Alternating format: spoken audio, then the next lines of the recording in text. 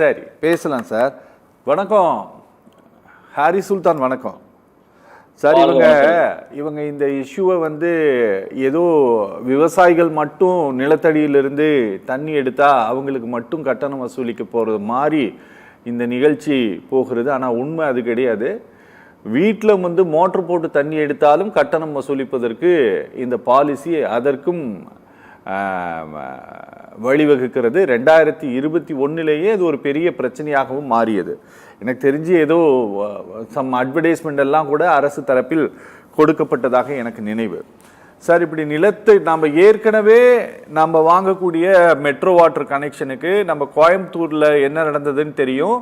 Suez அப்படிங்கிற ஒரு நிறுவனம் மூலமாக தண்ணீர் விநியோகம் செய்யக்கூடிய ஒரு டெண்டர் கொடுத்து அதெல்லாம் பெரிய லெவலில் நம்ம பேசணும். நீங்கள்லாம் கலந்துக்கிட்டீங்க ஹாரிஸ், உங்களுக்கு நினைவு இருக்கும் சார். இப்போது கிரவுண்ட் வாட்ரு அப்படிங்கிறது எல்லா இடங்கள்லையுமே ரொம்ப குறைஞ்சிட்டு இருக்கு. அப்படிங்கிறதுனால கிரவுண்ட் வாட்டர் அதிகப்படுத்துவதற்கான காரியங்களில் அரசாங்கம் மக்கள் பங்களிப்போட பல விஷயங்கள் செஞ்சுட்டு இருக்கிறாங்க. இப்போ இந்த கிரவுண்ட் வாட்டரை கண்ட்ரோல் பண்ணுறதுக்கு அரசாங்கம் ஒரு திட்டம் கொண்டு வந்தா என்ன தப்பு ஹாரிஸ்? இல்ல, இதை நம்ம ஒரு இதுவாக பார்க்கணும். ஏன்னா தண்ணீர்ங்கிறது ஒரு அடிப்படை உரிமை. அதுல இருந்து நம்ம மாறிட்டு வரோம் அப்படிங்கறத ஒரு பெரிய பிரச்சனை. தண்ணீரை யாராலும் உருவாக்க முடியாது. அது இயற்கையா உருவான பொருள். யாரும் அதை காசு கொடுத்து உருவாக்குறது இல்ல. இதுக்கு ஒரு வரலாறு இருக்கு. ஒரு 25 வருஷத்துக்கு முன்னாடி தென் அமெரிக்க நாடான பொலிவியால ஒரு பொலிவியா வாட்டர் வார், நீங்க கூகுள்ல போய் சர்ச் பண்ணி பார்த்தாவே தெரியும். ஒரு மிகப்பெரிய வரலாறே நடந்தது. என்னாச்சுன்னா, அந்த பொலிவியா நாடு என்ன செஞ்சுன்னா, உலக வங்கியில கடன் வாங்குறாங்க. கடன் வாங்கினோடனே அவங்க ஒரு கண்டிஷன் போடுறாங்க. நீங்க 20 வருஷத்துக்கு என்ன செய்யணும்னா, எங்களுடைய வாட்டர் கம்பெனிகளை, நீங்க சொன்னீங்க இல்லையா, சூயஸ், பெக்டல் அப்படிங்கிற மாதிரி கம்பெனிகளை நீங்க கேக்குதுங்களா? சூயஸ் தானே பொலிவியால ப்ராப்ளம் பண்ணது? இல்ல, பெக்டல். சோ அந்த கம்பெனி நீங்க இந்த மாதிரி கம்பெனில அனுமதிக்கணும் அப்படிங்கிற கண்டிஷன் போடுறாங்க. சோ அந்த கம்பெனிகள் உள்ள நுழையுது. உள்ள நுழைஞ்சு எல்லாமே டேக் ஓவர் பண்றாங்க. டேக் ஓவர் பண்ணணும் என்ன செய்யறாங்க அப்படின்னா, அவங்க அந்த தண்ணீருக்கான கொடுக்கக்கூடிய கட்டணங்கள் மிக அதிகமா உயருது. எந்த அளவுக்கு உயருது அப்படின்னா, அவங்களுடைய சம்பாதியத்துல 3 மடங்கு தண்ணீர் கட்டணமா செலுத்த வேண்டிய அளவுக்கு தண்ணீருடைய கட்டணங்கள் உயருது. அப்ப சாமானிய மக்களால என்ன செய்ய முடியல அப்படின்னா, தண்ணீர் கட்டணங்களை செலுத்த முடியல. அவங்க என்ன செய்யறாங்க அப்படின்னா, மழை பெய்யக்கூடிய தண்ணீரை சேமிச்சு வச்சு பயன்படுத்த ஆரம்பிக்கிறாங்க. தங்களுடைய கிணறுகள் இருந்து தண்ணீரை சேமிச்சு பயன்படுத்துறாங்க. அப்ப என்ன சொல்லுது அந்த கம்பெனி சொல்லுதுன்னா, வானத்திலிருந்து பெய்யக்கூடிய மழை நீரும் எங்களுக்கு தான் சொந்தம், பூமியில இருக்கக்கூடிய நீர் எங்களுக்கு தான் சொந்தம். கிணறுகளை பூட்டுறாங்க.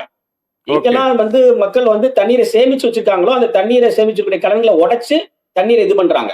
சோ இது என்னன்னா ஒரு பெரிய புரட்சியா வெடிக்குது. அவங்க எப்படின்னா ஒட்டுமொத்த நாட்டுக்கு வரல. ஒவ்வொரு நம்ம எப்படி இங்க திருப்பூருக்கும் கோயம்புத்தூருக்கு வர்றாங்களோ அந்த மாதிரி அங்க ஒரு சில நகரங்களுக்கு தான் அவங்க முதல்ல வர்றாங்க. அப்ப கொச்சபொம்பா அப்படிங்கிற ஒரு நகரத்துல அது ஒரு பெரிய பிரச்சனையா வருது. ஆஸ்கர் ஒலிவரோ அப்படிங்கிற ஒருத்தருடைய தலைமையில மிகப்பெரிய போராட்டம் நடக்குது. போராட்டம் நடக்கும்போது அந்த நாட்டினுடைய ராணுவமோ அல்லது போலீஸோ யாருக்கு ஆதரவா வர்றாங்கன்னா, அந்த கம்பெனிக்கு ஆதரவா வர்றாங்க. துப்பாக்கி சூடு நடக்குது, நிறைய பேர் இறக்குறாங்க, நிறைய பிரச்சனைகள் நடக்குது. ஒரு மிகப்பெரிய பிரச்சனையா இது மாறின பின்னாடி கடைசியில என்ன ஆகுது அப்படின்னா, ஒரு சமாதான ஒப்பந்தம் பண்ணி அந்த கம்பெனியவே அந்த நாட்டை விட்டு வெளியேற்றப்படக்கூடிய ஒரு சூழ்நிலை உருவாகும். அதுக்கு முன்னாடி ஒரு நிறைய ஒரு அரசு சூழ்நிலை, அந்த அரசே மாறக்கூடிய பெரிய சூழ்நிலை எல்லாம் ஈவா மொராரஸ் அப்படிங்கிற ஒருத்தர் அதிபராகக்கூடிய சூழ்நிலை அங்க உருவாச்சு. சோ அது ஒரு பெரிய புரட்சியா மாறின பின்னாடிதான் இது ஒரு 2000 நடந்தது. 2000 நடந்தது. ஒரு 25 வருஷத்துக்கு முன்னாடி நடந்த ஒரு வரலாற்று பெரு.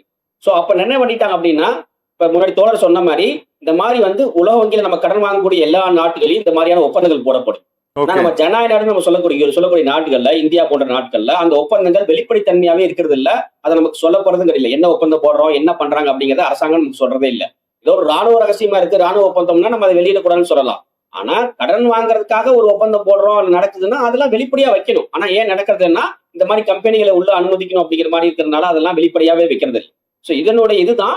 அப்போ ஒரு நாட்டை நம்ம தண்ணீர்ங்கிறது ஒரு முக்கியமான ஒரு இஷ்யூ. அதை நம்ம இப்ப டைரக்டா அட்டாக் பண்ணா பெரிய பிரச்சனையா வரும், புரட்சி வெடிக்கும்.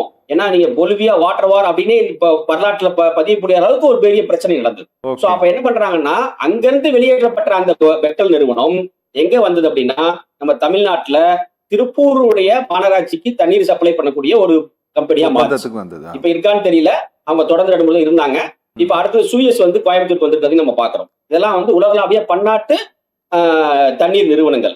சோ இந்த மாதிரியான கார்பரேட் கம்பெனிகளை அனுமதிக்கிறதுக்காகத்தான் உலக வங்கி என்ன சொல்லுது அப்படின்னா தண்ணீரை வந்து ஒரு கமாடிட்டியா போவீங்க, அது வந்து ஒரு அடிப்படை உரிமை பொருள் இல்ல. அதைத்தான் இப்ப கொள்கையா கொண்டு வராங்க. மத்திய அரசு ஒரு கொள்கையா கொண்டு வருது. அப்புறம் அந்த கொள்கையை வந்து என்ன செய்றாங்கன்னா, இப்ப நீங்க ஒரு பாடம் கத்துக்கிட்டாங்க அவங்க. பொலிவியால வந்து உடனடியா அமல்படுத்தினா நிறைய பிரச்சனை வருது அப்படிங்கிறதுனால, அதை எப்படி கொஞ்சம் கொஞ்சமா அமல்படுத்தணும் அப்படிங்கிறது, ஒரு குறிப்பிட்ட நாளுக்கு ஒரு தடவை கொஞ்சம் கொஞ்சமா அமல்படுத்தணும் அப்படிங்கிறதுல அவங்க ஒரு பாடம் கத்துக்கிட்டு அதை அமல்படுத்த ஆரம்பிக்கிறாங்க. ஓகே. திருப்பூர்ல பெட்ரோல் வரும்போது கூட என்ன நடந்துச்சுன்னா, அவங்க எப்படி ஒரு ஒரு ஒப்பந்தம் போடுறாங்க அப்படின்னா, நாங்க வந்து இப்ப தண்ணீர் கொடுக்கறதுக்கு ஒரு கோடை காலத்துல அதிகப்படியான தண்ணீர் தேவைப்படும். அப்ப கோடை காலத்துல அதிகப்படியான தண்ணீரை வந்து தேவைப்படும், அதிகமா கொடுப்பாங்க. இப்போ அந்த தண்ணீரை அளவுக்கு ஒரு வச்சுக்கிறாங்க. உதாரணமா ஒரு 10 கோடி லிட்டர் தண்ணீர் வந்து பெட்ரோல் தரும் அப்படின்னு ஒரு ஒரு ஒரு ஒப்பந்தம் செய்யப்படுதுன்னா, அந்த 10 கோடி லிட்டர் தண்ணியை கம்பல்சரியா அந்த மாநகராட்சி வாங்கணும். தேவை இருக்கோ தேவையில்லையோ கண்டிப்பா வாங்கி ஆகணும். எவ்வளவு காசு பிக்ஸ் பண்றாங்களோ அதை கொடுத்து வாங்கி ஆகணும். அவங்க பெட்ரோல் நிறுவனம் ஒன்றும் தண்ணியை வந்து வெளியில இருந்து தயாரிச்சு கொண்டு வந்து கொடுத்தாங்கன்னா அது ஒரு சொல்லலாம். அப்படி கிடையாது. இதுக்கு நம்முடைய நிலத்து பகுதியில இருந்து திருப்பூர் சுற்றியுள்ள பகுதியில இருந்து தண்ணி எடுத்து கொடுக்க போறாங்க. ஆனா அந்த தண்ணீருக்கான சாசை கண்டிப்பா கொடுக்கணும். இப்ப கோடை காலமா மழைக்காலமா இருக்கும் போது, குளிர்காலமா இருக்கும் போது நம்ம தண்ணீர் தேவை குறையும். அப்பயும் கூட என்ன செய்யணும்னா கம்பல்சரியா அந்த தண்ணியை வாங்கணும் அப்படிங்கிறது தான் ஒப்பந்தம். அது மட்டும் கிடையாது, நீங்க தண்ணீரை வாங்கலைன்னா அதற்கு நஷ்டஈடும் கொடுக்கணும். அதாவது அந்த கம்பெனிக்கு முழுக்க முழுக்க எல்லாத்தையும் லாபமாக மட்டுமே செய்யணும் அப்படிங்கிறது தான் ஒப்பந்தமா இருக்கு. சோ இப்படித்தான் வந்து பன்னாட்டு கம்பெனிகள் வருது அப்படிங்கறத நம்ம பாக்குறோம். சோ ரெண்டாவதா ஒரு விஷயம் என்னன்னா, இப்ப இந்த மாநில அரசு மத்திய அரசுகள் எப்படி செய்யும் அப்படின்னா, ஒன்றிய அரசு வந்து ஃபர்ஸ்ட் ஒரு நூல் பாக்குறது, இந்த அறிவிப்புங்கிறது ஒரு நூல் விடுற மாதிரி. நாங்க வந்து இந்த மாதிரி விவசாயிகளுக்கு நம்ம வந்து ஒரு இப்ப தோழர் சொன்ன மாதிரி ஒரு ஏக்கருக்கு 38,000 ரூபாய் அப்படின்னா அது ஒரு பெரிய அமௌண்ட்டே கிடையாது. ஃபர்ஸ்ட் அப்படித்தான் சொல்லுவாங்க. ரொம்ப குறைஞ்ச விலையில ஒரு அமௌண்ட்டை சொல்லுவாங்க. அது என்ன இவ்வளவுதான அமௌண்ட் கட்டிடலாமே அப்படின்னு தான் இருக்கும். அது போக போதான் எப்படி நம்ம பொலிவியால மாறிச்சோ அந்த மாதிரி நம்மளால முடியாத அளவுக்கான இது கடைசியில மாறும். சோ நம்மளை சிக்க வைக்கிறதுக்காக முதல்ல ஒரு சின்ன விஷயம் மட்டும் சொல்லுவாங்க. ஃபர்ஸ்ட் ஒரு நூல் விடுவாங்க. இந்த மாதிரி நாங்கள் வந்து ஒரு அறிவிப்பு கொடுப்பாங்க. பெரிய அளவு எதிர்ப்பு வந்ததுன்னா உடனே அதை பின்வாங்கிடுவாங்க. அப்புறம் என்ன சொல்லுவாங்கன்னா, இது தேவை இருக்குல்ல, நம்ம தண்ணி இப்ப வந்து நிலத்தடி நீரை பாதுகாக்கணும்ல, நிலத்தடி நீர் குறைஞ்சிருச்சு இல்லையா, அப்ப என்ன செய்யறது, இந்த மாதிரியான விஷயங்களை சொல்லி நாங்க சின்ன அமௌண்ட் தான் போட போறோம், நான் அதை 24 மணி நேரம் உங்களுக்கு தண்ணி கொடுப்போம், இந்த ஆசை காட்டுறது. 24 மணி நேரம் உங்களுக்கு தண்ணி வரும், இப்ப நீங்க விவசாயம் செய்யறதுக்கு தண்ணி கிடைக்கிறது இல்ல, உங்களுக்கு 24 மணி நேரம் எங்களால் தண்ணி கொடுக்க முடியும், இப்படி நிறைய ஆசை வார்த்தைகள் காட்டி குறைவான அமௌண்ட் தான் இருக்கு அப்படிங்கறத சொல்லி முதல்ல வந்து உள்ள நுழைவாங்க. அப்புறம் கடைசியில நமக்கு தாங்க முடியாத அளவுக்கு போகும் அப்படிங்கறதுதான் செய்தி. மூணாவது ஒரு விஷயம் என்னன்னா, சாமானிய இப்ப நம்ம இந்தியாவை பொறுத்த வரைக்கும் சிறு குறு விவசாயிகள் தான் அதிகம். 2 ஏக்கர் 3 ஏக்கர் 5 ஏக்கர் 10 ஏக்கர் விவசாயிகள் தான் அதிகப்படியான விவசாயிகள். சோ அவங்களுக்கு இருந்து விவசாயத்தை நீங்க மாத்தி அமைக்கணும், அந்த கார்பரேட் கையில கொண்டு கொடுக்கணும்னா இந்த மாதிரியான விஷயங்கள் செஞ்சா மட்டும்தான் ஒண்ணு தண்ணீர்ல இருந்தும் நம்ம வந்து அபரிதமா காசை வந்து எடுக்க முடியும், ஒரு வந்து வரியா போட்டு நிறைய காசு வாங்க முடியும் அப்படிங்கிறது ஒண்ணு. அதற்கான வரக்கூடிய கார்பரேட் கம்பெனிகளுக்கான நிறைய லாபம் அப்படிங்கிறது ஒண்ணு. அடுத்ததா விவசாயத்தையும் கார்பரேட் மயமா மாத்துறதுக்கு இது ஒரு வழிவகை. அப்ப உங்களால சின்ன சின்ன இதுல வச்சு வைக்க முடியல, உங்களால பணம் செலுத்த முடியலன்னா அப்ப நீங்க கார்பரேட் கம்பெனிக்கு அந்த நிலங்களை கொடுத்துருவீங்க. அப்ப கார்பரேட் கம்பெனி தான் உங்களை வந்து விவசாயமும் அவங்களே செய்வாங்க, தண்ணியும் அவங்களே எடுத்து கொடுப்பாங்க. சோ எல்லா விதமான இதையும் கார்பரேட் கம்பெனிகளுக்கு கொண்டு போய் சேர்க்கக்கூடிய ஒரு வேலைகள் தான் இது நடக்குது. இதை கொஞ்சம் கொஞ்சமா செய்யணும் அப்படிங்கிறதுக்காக தான் ஒவ்வொரு விஷயமா தொடர்ந்து செஞ்சுட்டு இருக்காங்க அப்படிங்கிறதையும் நம்ம பார்க்கணும். ஓகே, ஹாரிஸ் சுல்தான், என்னன்னா இந்த கவர்மெண்ட் வந்து 2014 மாறிய பிறகு பல மாற்றங்களை அவர்கள் கொண்டு வந்தாங்க. நம்ம மின்சார கட்டணத்தில் அவங்க நம்ம உதய் மின் திட்டத்தில் இவங்க சைன் பண்ணியிருக்காங்க.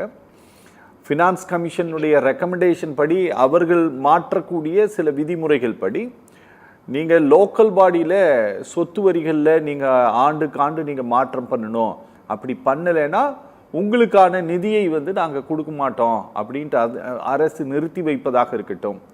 நீங்கள் சென்ட்ரலைஸ்டாக இருக்கக்கூடிய ப்ரொக்யூர்மெண்ட்டில் வந்து பவர் ப்ரொக்யூர்மெண்ட்டில் அதில் நீங்கள் கட்டணத்தை ஏற்றலைன்னா அதில் சில இடர்பாடுகளை எல்லா மாநில அரசுகளும் சந்தித்து வருகிறது.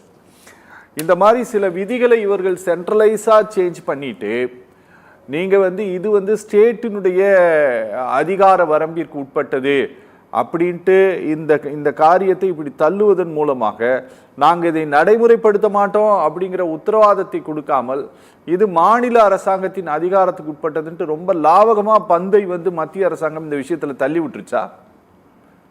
இந்த வாட்டர் டாக்ஸ் விஷயத்துல கண்டிப்பா அவங்க வந்து எப்படின்னா ரொம்ப அவங்க மேல தாக்கல் நடந்தா உடனே ஏதாவது ஒரு காரணத்தை சொல்லி தப்பிச்சுக்குவாங்க. இப்போ ஒன்றிய அரசை பொறுத்த வரைக்கும் நீங்க வந்து அவங்க மேல ரொம்ப தாக்கல் அதிகமாச்சுன்னா என்ன செய்வாங்கன்னா, டக்குன்னு இது எங்களுக்கு கிடையாது. உதாரணமா ஏதாவது ஒரு சட்டத்தை கொண்டு வரணும் அப்படின்னா, உச்சநீதிமன்றம் சொன்னது அதனால சட்டத்தை கொண்டு வந்தோம், எங்களுக்கு இதுக்கு சம்மந்தம் இல்ல. அந்த மாதிரி ஏதாவது ஒரு லூப் ஹோல் வந்து இது பயன்படுத்துறதுல அவங்க வந்து கொஞ்சம் கெட்டிக்காரங்க.